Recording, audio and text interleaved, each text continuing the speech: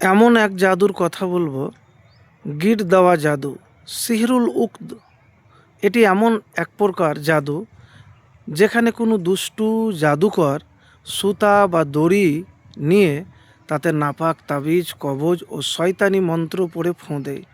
এরপর শয়তানি কসম ও জাদুমন্ত্রের মাধ্যমে তাতে গিট দেয়। কখনো কখনো নক্ষত্রের অবস্থান বা জ্যোতির্বিদ্যার সঙ্গে যুক্ত করে সেই গিট দেওয়া হয়, যাতে বিপদ ও ক্ষতি আরও ভয়াবহ। তো গিট দেওয়া জাদুর প্রকার ভেদ: মাথায় করা গিটযুক্ত জাদু, চুলে করা গিটযুক্ত জাদু, কাঁধে করা গিটযুক্ত জাদু, ভুক্তভোগীর ব্যবহার করা জিনিস, পায়ের ছাপের মাধ্যমে করা জাদু, জরায়ুতে করা গিটযুক্ত জাদু, পেটে করা গিটযুক্ত জাদু।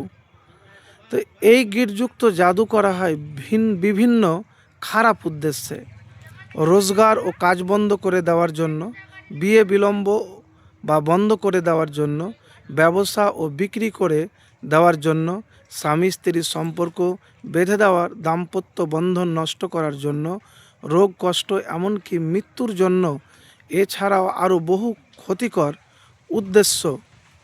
তো এই সব যে জাদু করে, এইগুলি হলো ইসলামে সম্পূর্ণ হারাম। আর যে এইগুলি করে সে মুসলমান থাকে না। কেন? জাদু করা কাবিরা গুনাহ এবং শিরিকের পর্যায়ে। সে মুসলমান নয়, সে মুনাফেকের চাইতে খারাপ। তো এই সব জাদু নষ্ট করবেন কিভাবে, আমি সংক্ষিপ্ত আকারে বলবো আপনাকে।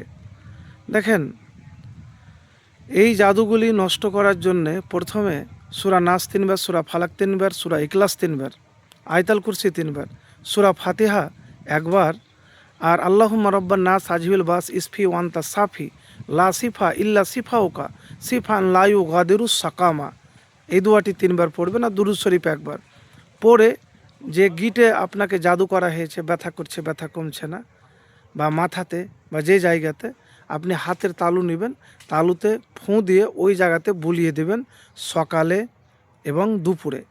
আর এই দোয়াটি আল্লাহুম্মা রব্বান নাস তাজবিল বাস ইসফি ওয়ান্তা সাফি লা সিফা ইল্লা সিফাউকা সিফান লা ইউগাদিরু সাকামা, এই দোয়াটি পড়বেন 3 বার। আর দুরূদ শরীফ একবার পড়ে মাথা থেকে পা পর্যন্ত আপনার মাসা করে দিবেন, আর আল্লাহর প্রতি ভরসা রাখবেন।